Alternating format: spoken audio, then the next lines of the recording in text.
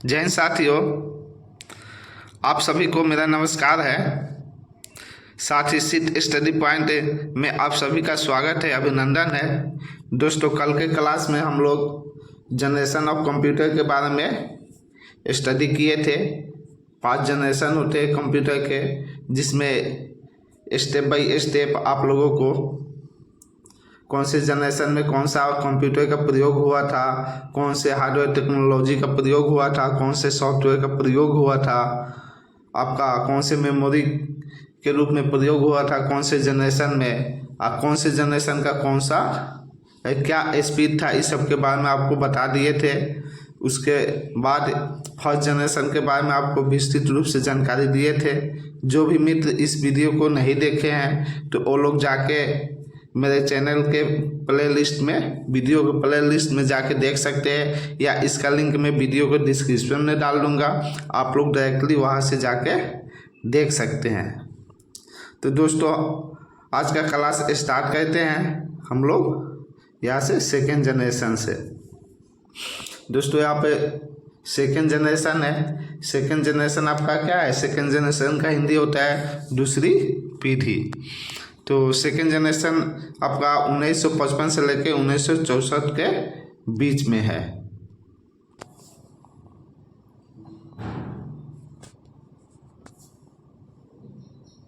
यहाँ पे देखिए दोस्त, लिखा है second generation used for transistor as main component. यानी सेकेंड जनरेशन में आपका सेकेंड जनरेशन में किसका यूज हुआ? ट्रांजिस्टर का यूज हुआ मेन कंपोनेंट, यानी मुख्य घटक के रूप में। किसका? कंप्यूटर के मुख्य घटक के रूप में सेकेंड जनरेशन में ट्रांजिस्टर का प्रयोग किया गया। As built between 1955 and 1964। जो कब से कब तक इसका जनरेशन था दोस्त? 1955 से लेकर 1964 के बीच में था। ट्रांजिस्टर के बारे में जान लेते हैं दोस्त। यहाँ पे सेकेंड जनरेशन में किसका यूज हुआ था? ट्रांजिस्टर का। तो ट्रांजिस्टर के बारे में कुछ जानकारी प्राप्त कर लेते हैं। Transistor is an semiconductor device. Transistor क्या है आपका? एक आपका सेमीकंडक्टर डिवाइस है। Use to amplify and reach electronic signal and electronics power. Was developed by William B Shockley, John Warden and Walter H Brattain in 1947। अर्थात दोस्त, transistor क्या है? एक आपका अर्धचालक उपकरण है जिसका उपयोग इलेक्ट्रॉनिक सिग्नल और इलेक्ट्रॉनिक्स पावर बढ़ाने के लिए किया जाता है। अगर प्रश्न आए एग्जाम्पल में कि ट्रांजिस्टर क्या है, तो ट्रांजिस्टर आपका एक सेमीकंडक्टर डिवाइस है जिसका प्रयोग किस लिए किया जाता है? आपका इलेक्ट्रॉनिक सिग्नल और इलेक्ट्रॉनिक्स पावर बढ़ाने के लिए किया जाता है। ट्रांजिस्टर सेमीकंडक्टर का हिंदी क्या होता है? अर्धचालक होता है। एग्जाम में आए प्रश्न की ट्रांजिस्टर का आविष्कार किसने किए थे? तो ट्रांजिस्टर का आविष्कार William B Shockley, John warden और वाल्टर एच ब्रेटेन द्वारा किया गया था, विकसित किया गया था। कब विकसित किया गया था ट्रांजिस्टर को? 1947 ईस्वी में विकसित किया गया था। Transistor made of semiconductor material. Transistor किससे बना होता है? सेमीकंडक्टर मटेरियल से बना होता है। Semiconductor made by germanium and silicon. Semiconductor आपका जो है किससे बना होता है? जर्मेनियम और सिलिकॉन से मिलकर बना होता है। सेमीकंडक्टर का स्पीड क्या होता है दोस्त? सेमीकंडक्टर का स्पीड माइक्रो सेकेंड यानी 10⁶ सेकेंड होता है। अर्थात 1 सेकेंड का 10 लाख हिस्सा था। यानी सेमीकंडक्टर क्या था आपका? 1 सेकेंड का 10 लाख हिस्सा था। दोस्तों, अगर एग्जाम में प्रश्न आए कि सेमीकंडक्टर किससे बना होता है, तो ट्रांजिस्टर किससे बना होता है? तो ट्रांजिस्टर सेमीकंडक्टर से बना होता है। ट्रांजिस्टर का आविष्कार कब हुआ था? तो ट्रांजिस्टर का आविष्कार 1947 ईस्वी में हुआ था। ट्रांजिस्टर का आविष्कार किसने किया था? तो William B Shockley, John warden और वाल्टर एच ब्रेटेन विकसित किए थे। सेमीकंडक्टर किससे मिलकर बना होता है? सिलिकॉन और जर्मेनियम से मिलकर बना होता है। सेमीकंडक्टर का स्पीड क्या होता है आपका? माइक्रो सेकेंड होता है, यानी 10⁻6 होता है। आगे देखते हैं दोस्त, ट्रांजिस्टर रिप्लेस्ड वैक्यूम ट्यूब, यानी ट्रांजिस्टर रिप्लेस कब किया गया? यानी वैक्यूम ट्यूब का को रिप्लेस करके ट्रांजिस्टर का प्रयोग किया गया। वैक्यूम ट्यूब को रिप्लेस करके किसका प्रयोग किया गया? ट्रांजिस्टर का प्रयोग किया गया सेकेंड जनरेशन में। One transistor replaced the equivalent to vacuum 2000 vacuum tube से, यानी एक ट्रांजिस्टर बराबर कितना होता था? 200 वैक्यूम ट्यूब, यानी 200 वैक्यूम ट्यूब के बदले एक ट्रांजिस्टर आया। यानी इसका अर्थ ये हुआ कि 200 वैक्यूम ट्यूब एक ट्रांजिस्टर के बराबर होते थे, यानी एक ट्रांजिस्टर आपके 200 वैक्यूम ट्यूब के बराबर होते थे। यहाँ पर देखिए लिखा हुआ, एक ट्रांजिस्टर 200 वैक्यूम ट्यूब के बराबर था। allow computers to become smaller, faster, cheaper, more energy efficient and more reliable। अर्थात ट्रांजिस्टर का यूज करने से क्या हुआ? कंप्यूटर छोटे, तेज, सस्ते और अधिक कुशल, ऊर्जावान और अधिक विश्वसनीय बन गया। यानी वैक्यूम ट्यूब यूज होता था तो कंप्यूटर कैसा था? हेवी था। क्या था? हेवी था और बहुत क्या था? लार्ज था। बहुत लार्ज था, नहीं हेवी था और बड़ा था। लेकिन जब ट्रांजिस्टर का प्रयोग हुआ तो कंप्यूटर क्या हुआ? उससे छोटा हो गया। यानी फर्स्ट जनरेशन से कंप्यूटर क्या हुआ दोस्त? छोटा हो गया। यही यहाँ पे लिखा हुआ है। आगे देखते हैं, transistor develop by William B Shockley, John Warden and William Walter H Brattain in 1947। ये ऊपर ही आपको बता दिया कि ट्रांजिस्टर का आविष्कार किसने किया था? William B Shockley, John warden और वाल्टर एच ब्रेटेन ने 1947 ईस्वी में किए थे। जॉन वार्डन को 1956 ईस्वी और 1972 ईस्वी में 2 बार ट्रांजिस्टर बनाने के लिए नोबेल पुरस्कार दिया गया। अगर एग्जाम में प्रश्न आए कि नोबेल पुरस्कार ट्रांजिस्टर बनाने के लिए किनको दिया गया, तो जॉन वार्डन को दिया गया। कब कब दिया गया? तो 1956 और 1972 ईस्वी में दिया गया। कितने बार दिया गया नोबेल पुरस्कार? तो 2 बार दिया गया। 2 बार ट्रांजिस्टर बनाने के लिए जॉन वार्डन को नोबेल पुरस्कार दिया गया। कब कब? 1956 ईस्वी और 1972 ईस्वी में। आगे देखते हैं दोस्त, second generation computer move from cryptical binary machine language to symbolic or assembly language which allow programmers to specify instruction in word। अर्थात दोस्त, दूसरी पीढ़ी का कंप्यूटर गुप्त बाइनरी मशीन भाषा से प्रतीकात्मक या असेंबली भाषाओं में स्थानांतरित हो गया। क्या हो गया? असेंबली भाषाओं में स्थानांतरित हो गया, जिसने प्रोग्रामर को शब्दों में निर्दिष्ट करने की अनुमति दी। लैंग्वेज देख लेते हैं दोस्त।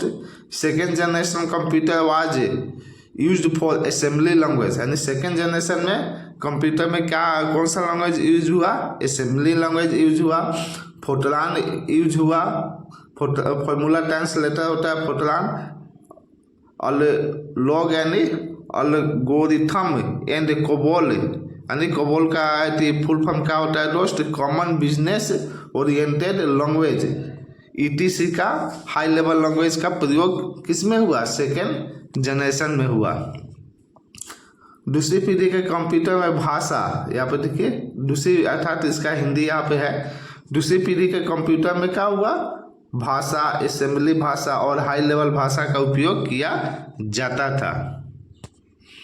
यहाँ पे देखते हैं प्राइमरी स्टोरेज डिवाइस देख लेते हैं कि प्राइमरी स्टोरेज डिवाइस के रूप में सेकेंड जनरेशन में क्या यूज हुआ। तो यहाँ पे देखिए प्राइमरी स्टोरेज डिवाइस के रूप में सेकेंड जनरेशन में आपका magnetic core use to primary storage device, यानी मैग्नेटिक कोर्स का यूज हुआ प्राइमरी स्टोरेज डिवाइस के रूप में। यहाँ पे हिंदी में भी लिखा हुआ है। सेकेंड जनरेशन में प्राइमरी स्टोरेज के लिए मैग्नेटिक कोर का प्रयोग होता था। सेकेंडरी स्टोरेज के लिए हम लोग देख लेते हैं मैग्नेटिक टेप, यानी सेकेंडरी स्टोरेज के लिए किसका यूज होता था? मैग्नेटिक टेप का यूज होता था। हिंदी में भी लिखा हुआ है सेकेंड जनरेशन में सेकेंडरी स्टोरेज के लिए मैग्नेटिक डिस्क यानी मैग्नेटिक टेप भी कह सकते हैं दोस्त, मैग्नेटिक टेप का प्रयोग होता था। Second generation computer still relied on punch card for input print out for output, यानी सेकेंड जनरेशन में क्या हुआ? पंच कार्ड का प्रयोग हुआ किसके लिए? प्रिंट आउट के लिए। यहाँ पे देखते हैं इनपुट। इनपुट क्या है आपका? Punch card use for input, यानी इनपुट के लिए किसका यूज किया गया? पंच कार्ड का यूज किया गया। Output, output use for print out, output के लिए किसका प्रयोग किया गया दोस्त? आपका प्रिंट आउट का प्रयोग किया गया। आप हिंदी में लिखा हुआ आउटपुट के लिए प्रिंटर का प्रयोग करते थे प्रिंट आउट को निकालने के लिए, यानी सेकेंड जनरेशन में हम आउटपुट के लिए किसका प्रयोग करते थे? प्रिंट आउट का प्रयोग करते थे। इनपुट के लिए किसका प्रयोग करते थे? पंच कार्ड का प्रयोग करते थे। आगे देखते हैं दोस्त, printer comes into existence in second generation, अर्थात सेकेंड जनरेशन से प्रिंटर का क्या हो रहा था? प्रयोग होने लगा था। सेकेंड जनरेशन में बहुत सारे वैक्यूम ट्यूब के कैपेसिटी को ट्रांजिस्टर में डाल दिया गया, यानी वैक्यूम ट्यूब के बदले किसका प्रयोग किया गया? सेकेंड जनरेशन में ट्रांजिस्टर का प्रयोग किया गया था। जो क्षमता था वैक्यूम ट्यूब का, वो बहुत सारे वैक्यूम ट्यूब का क्षमता को किस में डाल दिया गया? आपका ट्रांजिस्टर में डाल दिया गया। ट्रांजिस्टर वैक्यूम ट्यूब से काफ़ी छोटा होता था। ट्रांजिस्टर क्या होता था दोस्त? वैक्यूम ट्यूब से काफ़ी छोटा होता था। सेकेंड जनरेशन के कंप्यूटर में बैच प्रोसेसिंग और मल्टी प्रोग्रामिंग ऑपरेटिंग सिस्टम का उपयोग किया जाता था, यानी सेकेंड जनरेशन में पूछे क्या उपयोग किया जाता था, तो आपको बैच प्रोसेसिंग और मल्टी प्रोग्रामिंग ऑपरेटिंग सिस्टम का उपयोग किया जाता था। तो कौन सा ओएस का उपयोग किया जाता था दोस्त? बैच प्रोसेसिंग और मल्टी प्रोग्रामिंग ओएस का प्रयोग किसमें किया जाता था? सेकेंड जनरेशन में किया जाता था। सेकेंड जनरेशन में कौन कौन से कंप्यूटर का यूज किया गया हम देख लेते हैं। यहाँ पे लिखा हुआ है example of second generation computer, यानी सेकेंड जनरेशन के रूप में कौन सा कंप्यूटर आया था? IBM 1620 आया था, IBM 1794 आया था, IBM 1401 आया था, IBM 7094 आया था, CDC 1604 आया था। CDC का फुल फॉर्म होता है कंट्रोल डाटा कॉर्पोरेशन होता है। CDC का फुल फॉर्म क्या होता है? कंट्रोल डाटा कॉर्पोरेशन होता है। यूनिवे के 1108 आया था, CDC 3600 आया था, आपका होनीवेल 400, CDC 3600। ये क्या है? आपका सेकेंड जनरेशन के कुछ कंप्यूटर है जो प्रयोग किए गए थे। यहाँ पे देखिए some picture of second generation. Second generation computer का यहाँ पे कुछ पिक्चर है जो फर्स्ट जनरेशन से क्या है? आपका छोटा है, जिसका यूज किया जाता था सेकेंड जनरेशन में। उसके बाद हम लोग दोस्त देख लेते हैं यहाँ पे सेकेंड जनरेशन के कंप्यूटर का कुछ एडवांटेज है जिसको हम लोग देख लेते हैं। Advantage of second generation computer, यानी सेकेंड जनरेशन के कंप्यूटर का क्या कुछ फायदा है? क्या क्या फायदा है यहाँ पे एक एक करके हम लोग देखते हैं। प्रथम पीढ़ी यानी फर्स्ट जनरेशन के कंप्यूटर की तुलना में दूसरी पीढ़ी अर्थात सेकेंड जनरेशन के कंप्यूटर का आकार बहुत कम था, यानी फर्स्ट जनरेशन के अपेक्षा सेकेंड जनरेशन के कंप्यूटर का आकार साइज क्या था? छोटा था। फर्स्ट जनरेशन के कंप्यूटर की तुलना में दूसरी पीढ़ी के यानी सेकेंड जनरेशन के कंप्यूटर को मेंटेन करना बहुत आसान था, यानी फर्स्ट जनरेशन के कंप्यूटर को मेंटेन करने में क्या कठिनाई होता था, लेकिन सेकेंड जनरेशन में क्या हुआ? आपका प्रथम जनरेशन के कंप्यूटर से सेकेंड जनरेशन में के कंप्यूटर को मेंटेन करना क्या था? आसान था, यानी इजी हो गया फर्स्ट जनरेशन के अलावा सेकेंड जनरेशन में। दूसरी पीढ़ी के कंप्यूटर पर कार्य करते समय जल्दी गर्म नहीं होते थे। यानी फर्स्ट जनरेशन के कंप्यूटर में अगर वर्क होता था, काम होता था, तो क्या होता था, हीट हो जाता था। क्या होता था दोस्त, हीट होता था। लेकिन सेकेंड जनरेशन में क्या हुआ, सेकेंड जनरेशन में आपका हीट नहीं होता है।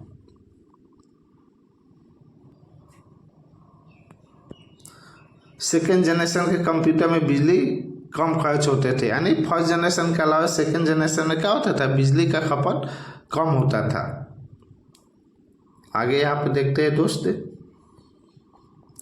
दूसरी पीढ़ी के कंप्यूटर का एक्यूरेसी अधिक था और ये कंप्यूटर रियलेबल होते थे। अर्थात सेकेंड जनरेशन के जो कंप्यूटर था उसका काम करने का जो एक्यूरेसी था अधिक था, और ये क्या था, विश्वसनीय होते थे कंप्यूटर। नहीं, सेकेंड जनरेशन के कंप्यूटर फर्स्ट जनरेशन के अलावा क्या होते थे, ये रियलेबल होते थे। प्रथम पीढ़ी के कंप्यूटर की तुलना में दूसरी पीढ़ी के कंप्यूटर सस्ते थे। यानी फर्स्ट जनरेशन के कंप्यूटर क्या था, महंगा था, उसके तुलना में क्या था, सेकेंड जनरेशन के कंप्यूटर सस्ता था। दूसरी पीढ़ी के कंप्यूटर का स्पीड काफ़ी अच्छा था। अर्थात आप कह सकते हैं कि फर्स्ट जनरेशन के अलावा दूसरे जनरेशन का जो कंप्यूटर का स्पीड था अच्छा था। दूसरी पीढ़ी के कंप्यूटर डाटा को दूसरी पीढ़ी के कंप्यूटर डेटा होता है, डेटा यहाँ पे डाटा लिखाया है, डेटा होता है, डेटा को माइक्रो सेकेंड में कैलकुलेट करता था। यानी दूसरी पीढ़ी के कंप्यूटर क्या करता था, डेटा को माइक्रो सेकेंड में कैलकुलेट करता था। ये तो था दोस्त इसका कंप्यूटर का सेकेंड जनरेशन का एडवांटेज, और डिसएडवांटेज भी देख लेते हैं हम लोग। दूसरी पीढ़ी के कंप्यूटर को लगता है रख रखाव की आवश्यकता पड़ती थी। यहाँ पे आवश्यकता पड़ती थी, यहाँ पे टाइपिंग मिस्टेक है दोस्त, आप लोग सही कर लीजिएगा, नोट डाउन कीजिएगा। तो दूसरी पीढ़ी के कंप्यूटर को लगता रख रखाव यानी मेंटेन करने की आवश्यकता पड़ती थी।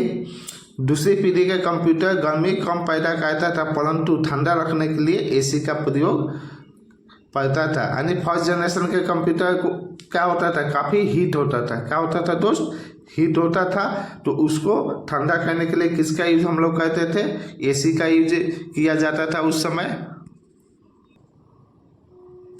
परंतु सेकेंड जनरेशन के कंप्यूटर क्या होते थे, ज़्यादा गर्मी पैदा नहीं करते थे, परंतु इसको भी ठंडा करने के लिए किसका प्रयोग किया जाता था, एसी का प्रयोग किया जाता था।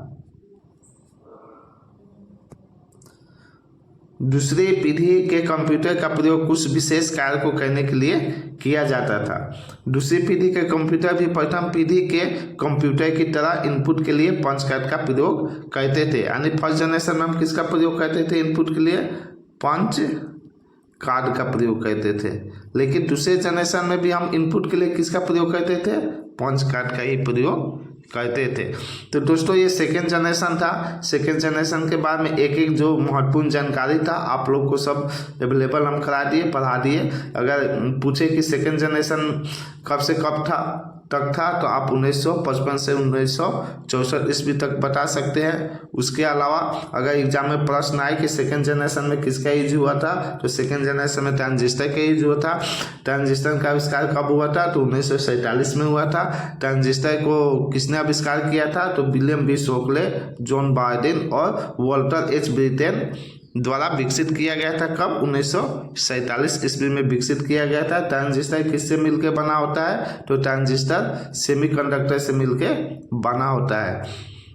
इसका स्पीड क्या होता है, माइक्रो सेकेंड होता है। उसके अलावा यहाँ पे हम बताए थे आपका कि एक ट्रांजिस्टर कितने वैक्यूम ट्यूब के बराबर होता था, 200 वैक्यूम ट्यूब के बराबर होता था। आपका जॉन बार्डिन को क्या हुआ, ट्रांजिस्टर बनाने के लिए नोबेल पुरस्कार दिया गया था। कितने बार, 2 बार। कब कब, 1956 1972 ईस्वी के में दिया गया था। लैंग्वेज का प्रयोग हुआ था आपको बता दिए। तो सेकेंड जनरेशन के बाद में आपको जो भी महत्वपूर्ण जानकारी था एक एक करके आपको उपलब्ध करवा दिए। इसके बाद हम लोग देखते हैं दोस्त थर्ड जनरेशन। आपका थर्ड जनरेशन क्या है, आपका 1965 से लेकर 1975 ईस्वी के बीच में था। थर्ड जनरेशन का हिंदी क्या होता है, तीसरी पीढ़ी होता है। तो थर्ड जनरेशन के बारे में दोस्त हम लोग एक एक करके जानकारी, जो भी महत्वपूर्ण जानकारी है आपको उपलब्ध करवा रहा हूँ। यहाँ पे देखिए third generation use for IC, यानी थर्ड जनरेशन में किसका यूज हुआ था, ऊपर ही आपका फर्स्ट क्लास में ही बता दिए थे आईसी का यूज हुआ था। आईसी का फुल फॉर्म क्या होता है, इंटीग्रेटेड सर्किट होता है। यहाँ पे देखते हैं दोस्त,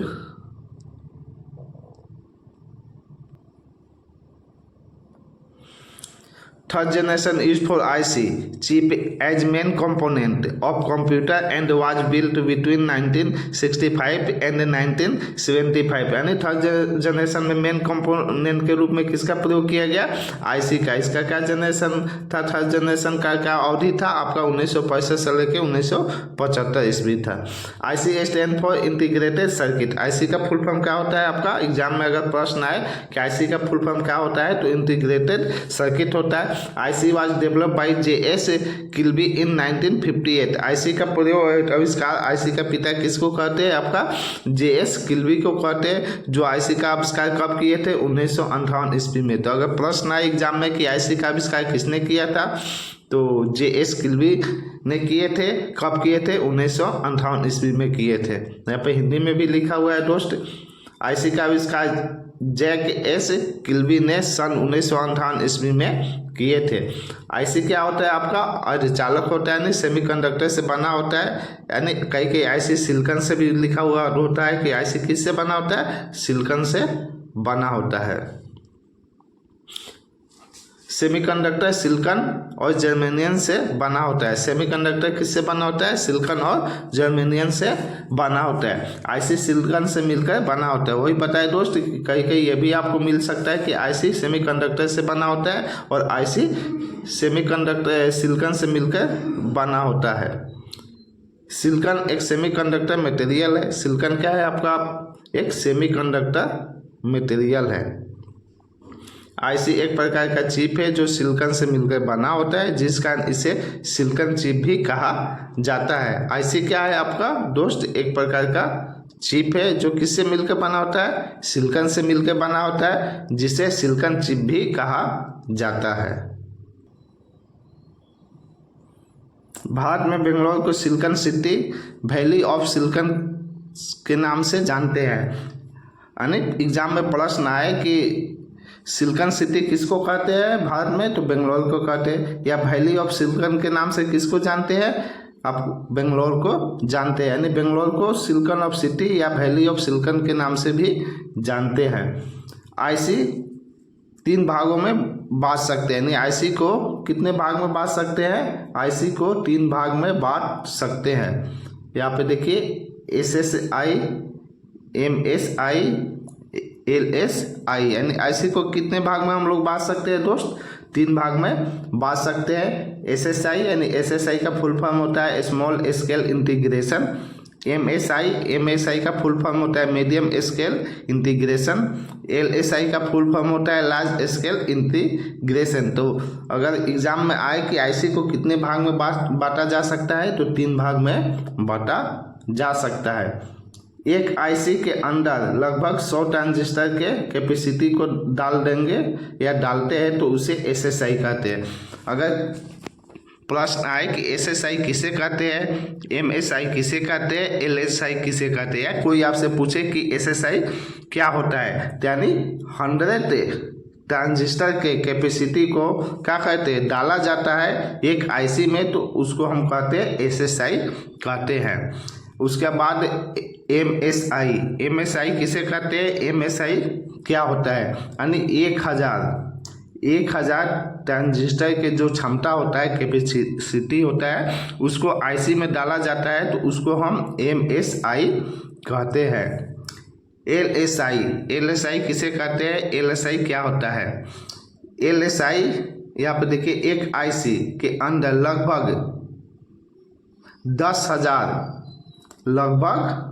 10,000 ट्रांजिस्टर के कैपेसिटी को डाला जाता है, उसे हम क्या कहते हैं, LSI कहते हैं। तो ये आपको बता दिए SSI, MSI और LSI। कोई आपसे पूछे कि SSI क्या होता है, तो 100 ट्रांजिस्टर के कैपेसिटी को SSI कहते हैं। 1000 ट्रांजिस्टर के कैपेसिटी को हम MSI कहते हैं, LSI यानी 10,000 ट्रांजिस्टर के कैपेसिटी को हम लोग क्या कहते हैं, LSI कहते हैं। यहाँ पे देखिए दोस्त, user interacted with third generation computer through keyboard and monitor interface with and operating system, यानी यूजर क्या हुए, जो भी काम करने वाले थे वो क्या की थर्ड जनरेशन में आपका कीबोर्ड और मॉनिटर से क्या हुए, इंटरफेस हुए, ऑपरेटिंग सिस्टम से हुए, ऑपरेटिंग सिस्टम के साथ हुए, which allow the device to run many different applications at one time with a central program that monitored the memory. अर्थात दोस्त यहाँ पे देखिए इसका हिंदी लिखा हुआ आपको बता देते हैं। उपयोगकर्ता ने ऑपरेटिंग सिस्टम के साथ कीबोर्ड और मॉनिटर इंटरफेस के माध्यम से तीसरी पीढ़ी के कंप्यूटर के साथ इंटरफेस किया, यानी जो यूजर थे, कंप्यूटर का प्रयोग करने वाले थे, उपयोगकर्ता थे, ऑपरेटिंग सिस्टम के साथ किसका प्रयोग हुआ, कीबोर्ड और मॉनिटर के साथ क्या हुआ, इंटरफेस हुए। उपयोगकर्ता यानी यूजर क्या हुए, आपका ऑपरेटिंग सिस्टम के साथ किसके साथ इंटरफेस हुए, कीबोर्ड और मॉनिटर के साथ इंटरफेस हुए। कौन से पीढ़ी में, तीसरी पीढ़ी में। जो डिवाइस को एक केंद्रीय प्रोग्राम के साथ एक समय में कई अलग अलग एप्लीकेशन चलाने की अनुमति देता है। यानी तीसरी जनरेशन में क्या हुआ, कोई भी प्रोग्राम हो एक समय में अलग अलग एप्लीकेशन को क्या चलाने की अनुमति देता है, जो मेमोरी का निगरानी करता था। और वो क्या करता था, मेमोरी का निगरानी करता था। आगे देखते हैं दोस्तों, लैंग्वेज यानी थर्ड जनरेशन में कौन सा लैंग्वेज का प्रयोग किया गया था। Third generation computer was use Fortran, यानी थर्ड जनरेशन में फोर्ट्रान लैंग्वेज का प्रयोग किया गया था। Algol, Cobol, C++, Python and Basic ETC high level language का प्रयोग किया गया था। यहाँ पे देखिए तीसरी पीढ़ी के कंप्यूटर का उपयोग फोर्ट्रान, यानी फोर्ट्रान का क्या होता है, फॉर्मूला ट्रांसलेशन होता है। एल्गोल, कोबोल, C++, पाइथन और बेसिक आदि उच्च स्तरीय भाषाओं के लिए किया गया था। यानी प्रश्न आए कि थर्ड जनरेशन में कौन सा लैंग्वेज का प्रयोग हुआ था, तो फोर्ट्रान का हुआ था, अलगोल का हुआ था, कोबोल का हुआ था, C++ हुआ था, पाइथन हुआ था, और जो उच्च स्तरीय भाषा थे उसका प्रयोग किया गया था। फोर्ट्रान फर्स्ट HLL, यानी फोर्ट्रान क्या है आपका पहला HLL है, यानी HLL का फुल फॉर्म क्या होता है, हाई लेवल लैंग्वेज है। तो फोर्ट्रान क्या है आपका पहला हाई लेवल लैंग्वेज है। तो एग्जाम में आए कि फोर्ट्रान क्या है, तो फोर्ट्रान हमारा पहला हाई लेवल लैंग्वेज है। या ऐसे पूछ दे कि पहला हाई लेवल लैंग्वेज कौन सा है, तो हमारा फोर्ट्रान है। थर्ड जनरेशन से हाई लेवल लैंग्वेज का प्रयोग हुआ, एग्जाम में प्रश्न किसी भी तरह से घुमा के पूछ सकता है दोस्त। अगर एग्जाम में प्रश्न आए कि कौन से जनरेशन से हाई लेवल लैंग्वेज का प्रयोग हो रहा है, तो होना शुरू हुआ या हुआ था, तो थर्ड जनरेशन से आपका हाई लेवल लैंग्वेज का प्रयोग हो रहा है। थर्ड जनरेशन में ही हाई लेवल लैंग्वेज का प्रयोग हुआ था। थर्ड जनरेशन के कंप्यूटर में इंटरनेट का यूज हुआ था। एग्जाम में प्रश्न आ जाए कि कौन से जनरेशन से कंप्यूटर में इंटरनेट का यूज हो रहा है या हुआ था, तो थर्ड जनरेशन से ही कंप्यूटर में इंटरनेट का यूज हो रहा है, अर्थात थर्ड जनरेशन में ही इंटरनेट का यूज हुआ था। ईमेल का भी प्रयोग थर्ड जनरेशन में हुआ था। दोस्त अगर एग्जाम में प्रश्न आए कि ईमेल, हम लोग मेल कहते हैं, सोशल मीडिया का ज़माना है, आजकल सभी के मोबाइल में मेल होता है, जिसको मर्जी उसको मेल कर सकते हैं या मेल करते हैं। तो ये कब आया था, कौन से जनरेशन से मेल का यूज हो रहा है दोस्त, तो थर्ड जनरेशन से मेल का यूज हो रहा है। कीबोर्ड, मॉनिटर, OS, यानी OS का फुल फॉर्म होता है ऑपरेटिंग सिस्टम, ये सोल ऑफ कंप्यूटर होता है। यहाँ पे देखिए आपका OS क्या होता है, सोल ऑफ कंप्यूटर, कंप्यूटर का आत्मा होता है। यहाँ पे ये भी होता है कि आपका ब्रेन ऑफ कंप्यूटर कौन सा होता है, आपका CPU को हम क्या कहते हैं, ब्रेन ऑफ कंप्यूटर कहते हैं। सोल ऑफ कंप्यूटर किसको कहते हैं, OS को कहते हैं। हार्ट ऑफ कंप्यूटर किसको कहते हैं, पीसीबी को कहते हैं। प्रिंटेड सर्किट बोर्ड यानी मदरबोर्ड को पीसीबी कहा जाता है। तो यहाँ पे 3 प्रश्न आते हैं कि ब्रेन ऑफ कंप्यूटर सीपीयू को, सोल ऑफ कंप्यूटर ओएस को यानी ऑपरेटिंग सिस्टम को, आपका थर्ड क्या है हार्ट ऑफ कंप्यूटर किसको कहते हैं, पीसीबी यानी मदरबोर्ड को कहते हैं।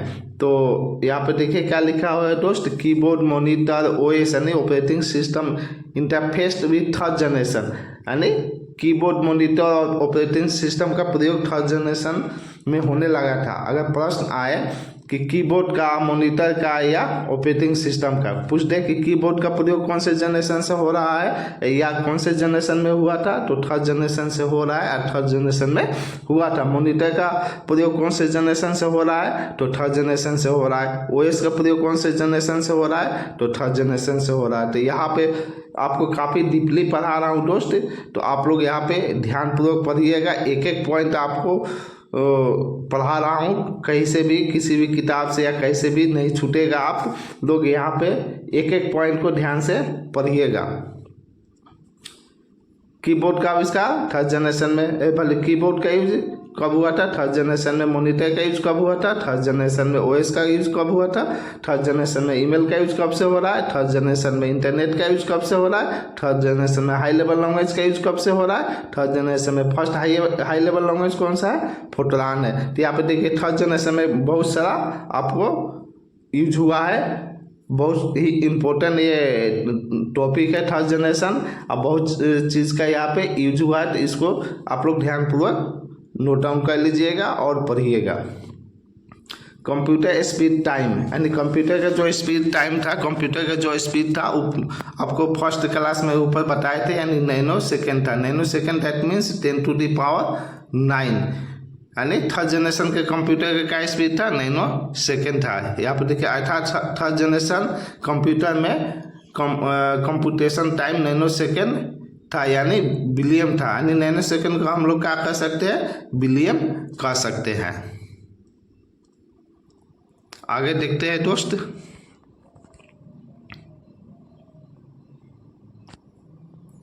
Third generation computer for the first time become accessible to a mass audience because they were smaller and cheaper than their predecessor।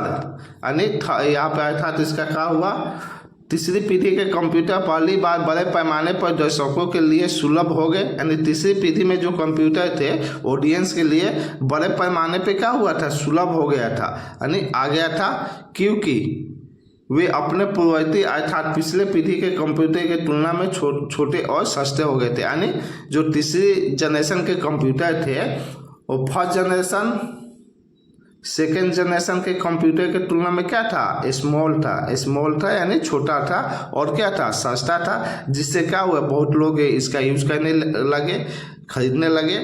तो यही यहाँ पे लिखने का इसका तात्पर्य है कि तीसरी जनरेशन के कंप्यूटर क्या था, और सब पीढ़ी के कंप्यूटर यानी सेकेंड जनरेशन फर्स्ट जनरेशन के कंप्यूटर से क्या था, छोटा था आकार में, और क्या था, सस्ता था।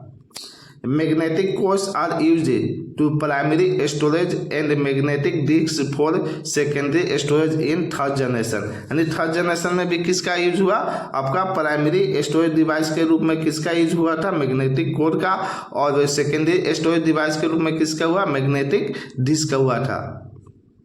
तीसरी पीढ़ी के कंप्यूटर में प्राइमरी स्टोरेज के लिए मैग्नेटिक, यहाँ पर गलत टाइप हुआ है, मैग्नेटिक कोर, और सेकेंडरी स्टोरेज के लिए मैग्नेटिक डिस्क का उपयोग किया जाता है। Third generation computer consumed less power and also generated less heat. यानी थर्ड जनरेशन में क्या होता था, बिजली का खपत कम हुआ और ये गर्मी ज़्यादा उत्पन्न नहीं करता था। यही यहाँ पे लिखा हुआ, देखिए हिंदी में भी लिखा हुआ है, तीसरी पीढ़ी के कंप्यूटर में बिजली का खपत कम होती थी और गर्मी भी कम उत्पन्न होती थी। The maintenance cost of the computers in the third generation was also low। यानी जो मेंटेनेंस का खर्चा था थर्ड जनरेशन में काफ़ी सस्ता था। तीसरी पीढ़ी के कंप्यूटर की रख रखाव लागत भी कम थी। The computer system of the computers of the third generation was easier to commercial use। अर्थात तीसरी पीढ़ी के कंप्यूटर का कंप्यूटर सिस्टम व्यावसायिक उपयोग के लिए आसान हो गया था। यानी तीसरी पीढ़ी के जो कंप्यूटर था कमर्शियल यूज के लिए क्या हो गया था, इजी हो गया, आसान हो गया। आगे देखते हैं दोस्त, in comparison to the computers of the second generation the size of computers of the third generation was smaller. अर्थात जो सेकेंड जनरेशन के कंप्यूटर थे उसके तुलना में जो थर्ड जनरेशन के कंप्यूटर था क्या था, काफ़ी छोटा था और सस्ता था। दूसरी पीढ़ी के कंप्यूटर की तुलना में तीसरी पीढ़ी के कंप्यूटर का आकार क्या था, छोटा था। आगे देखते हैं दोस्त,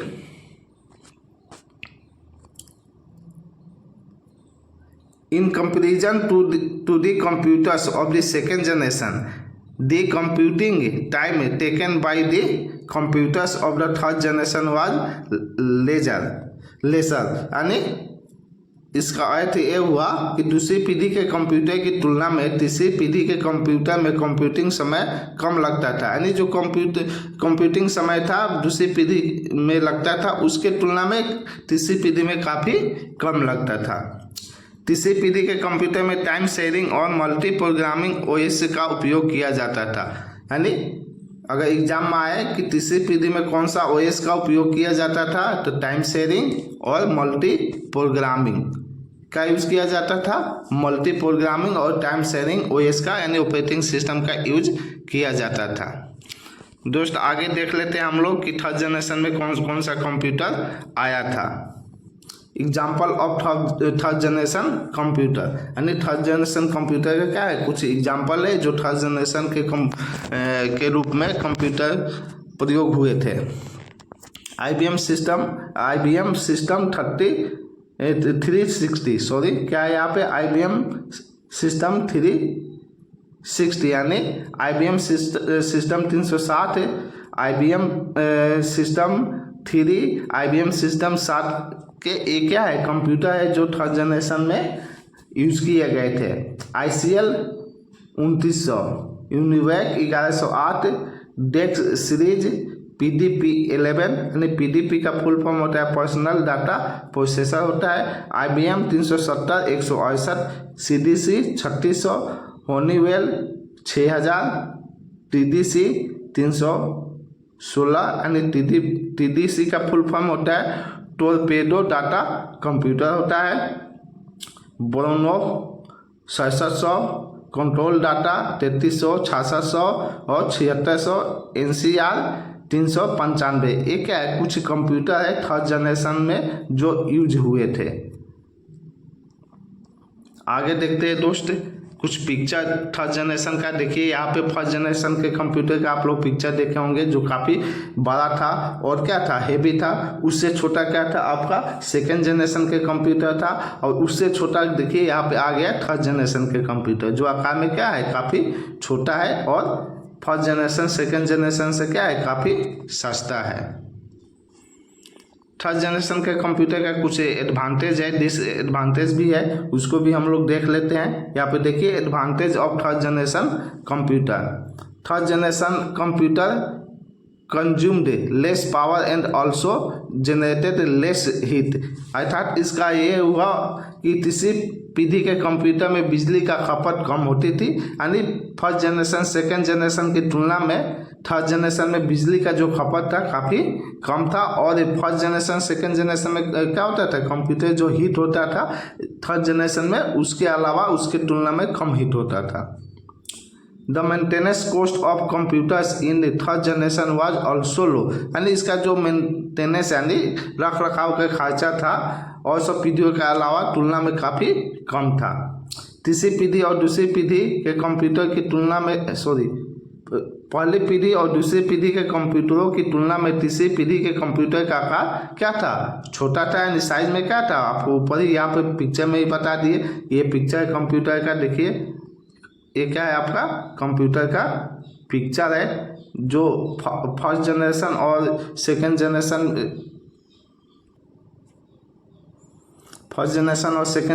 के कंप्यूटर के अलावा क्या है, छोटा है। आगे देखते हैं, दूसरी पीढ़ी के कंप्यूटर की तुलना में तीसरी पीढ़ी के कंप्यूटर में कंप्यूटिंग समय कम लगता था। यानी दूसरी पीढ़ी के जो कंप्यूटर था उसके तुलना में तीसरी पीढ़ी में क्या था, कंप्यूटिंग समय क्या था, कम था। तीसरी पीढ़ी के कंप्यूटर में डाटा को कैलकुलेट करने की स्पीड बहुत अच्छी थी। यानी तीसरी पीढ़ी के कंप्यूटर में जो भी डाटा का कैलकुलेशन टाइम था, स्पीड था, बहुत अच्छा था और सब पीढ़ी के अपेक्षा। तीसरी पीढ़ी के कंप्यूटरों को मेंटेन करके रखना बहुत आसान था। यानी तीसरी पीढ़ी का जो भी कंप्यूटर था उसको मेंटेन करके रखना क्या था, बहुत आसान था। और यहाँ पे क्या बताए थे, तीसरी पीढ़ी के कंप्यूटर में डाटा को कैलकुलेट करने की स्पीड बहुत अच्छी थी। यानी फर्स्ट जनरेशन सेकेंड जनरेशन के कंप्यूटर के अलावा तीसरी पीढ़ी के कंप्यूटर का क्या था, स्पीड बहुत अच्छा था, जो क्या करता था, डाटा को कैलकुलेट करने के स्पीड की तुलना में फर्स्ट जनरेशन सेकेंड जनरेशन की अपेक्षा काफ़ी ज़्यादा था। आगे देखते हैं दोस्त, यहाँ पे पहली पीढ़ी और दूसरी पीढ़ी के कंप्यूटर की तुलना में तीसरी पीढ़ी के कंप्यूटर का स्टोरेज क्षमता बहुत ज़्यादा था।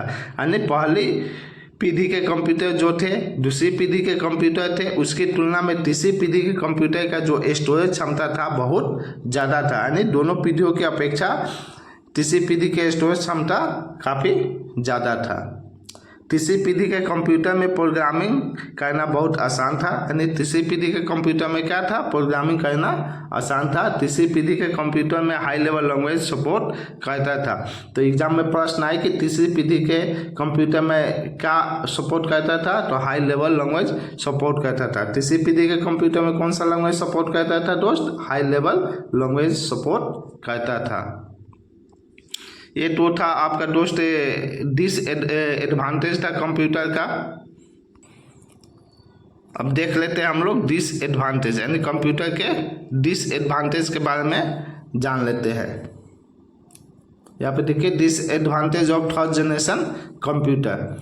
तीसरी पीढ़ी में आईसी चिप को बनाने में बहुत मुश्किलों का सामना करना पड़ता था। यानी जो आईसी था तीसरी पीढ़ी में यूज हुआ था, आईसी का फुल फॉर्म क्या होता है, इंटीग्रेटेड सर्किट होता है। उसको बनाने में क्या होता था, मुश्किल का सामना करना पड़ता था, यानी कठिनाइयों का सामना करना पड़ता था। आईसी चिप के साथ काम करने के लिए विशेष कार्यकर्ता की आवश्यकता पड़ती थी। यानी आईसी चिप के साथ जो काम करने के लिए किसका आवश्यकता पड़ती थी, विशेष कार्यकर्ता का आवश्यकता पड़ती थी। तीसरी पीढ़ी में आईसी चिप को रिपेयर करना बहुत मुश्किल था। यानी तीसरी पीढ़ी में क्या था, आईसी चिप जो था उसको रिपेयर करना क्या था, मुश्किल था। तीसरी पीढ़ी के कंप्यूटर काफ़ी महंगे थे। तीसरी पीढ़ी के कंप्यूटर क्या थे, महंगे थे। यानी फोर्थ जनरेशन फिफ्थ जनरेशन के अलावा तीसरी पीढ़ी के कंप्यूटर क्या थे, महंगे थे। आपको फोर्थ जनरेशन फिफ्थ जनरेशन भी पढ़ाऊंगा, उसके बारे में भी बताऊंगा। तो यहाँ पे डिसएडवांटेज में क्या है, तीसरी पीढ़ी के कंप्यूटर काफ़ी महंगे थे। तीसरी पीढ़ी के कंप्यूटर गर्मी कम उत्पन्न करता था, परंतु इसको ठंडा रखने के लिए एसी की आवश्यकता पड़ती थी। यानी तीसरी पीढ़ी क्या था, गर्मी कम उत्पन्न करता था, लेकिन इसको ठंडा करने के लिए किसका आवश्यकता पड़ता था दोस्त, एसी का। यानी फर्स्ट जनरेशन में क्या कंप्यूटर क्या था, काफ़ी ज़्यादा हीट पैदा करता था, जिसको ठंडा करने के लिए एसी का प्रयोग होता था। एसी का फुल फॉर्म क्या है, एयर कंडीशनर। लेकिन सेकेंड जनरेशन थर्ड जनरेशन में क्या, कंप्यूटर गर्मी कम पैदा करता था, लेकिन इसको भी ठंडा करने के लिए किसका प्रयोग हम लोग करते थे, एसी का प्रयोग होता था। किसका प्रयोग होता था, एसी का प्रयोग होता था। दोस्तों आज के क्लास में आपको सेकेंड जनरेशन थर्ड जनरेशन के जो भी महत्वपूर्ण तथ्य थे एक एक करके, यानी सेकेंड जनरेशन थर्ड जनरेशन के बारे में एक एक पॉइंट वाइज आपको बता दिए। तो आज के क्लास में बस इतना ही रहने देते हैं। नेक्स्ट क्लास में आपको बताऊंगा फोर्थ जनरेशन और फिफ्थ जनरेशन के बारे में। तो आज के क्लास में दोस्तों बस इतना ही रहने देते हैं। कल के क्लास हम स्टार्ट करेंगे फोर्थ जनरेशन से और आगे आपको बताऊंगा। तो जो भी मित्र मेरे इस वीडियो को देख रहे हैं, कृपया वो वीडियो को लाइक और शेयर कर दें। और जो भी मित्र मेरे चैनल पर नए हैं वो कृपया चैनल को सब्सक्राइब कर दीजिए, जिससे आपको आने वाले जो महत्वपूर्ण वीडियो होगा उसका नोटिफिकेशन आपको समय से मिलते रहेगा। साथ ही वीडियो को लाइक और शेयर भी कर दीजिए, जिससे और मित्रों को भी इसका जानकारी हो सके। धन्यवाद दोस्त, जय हिंद।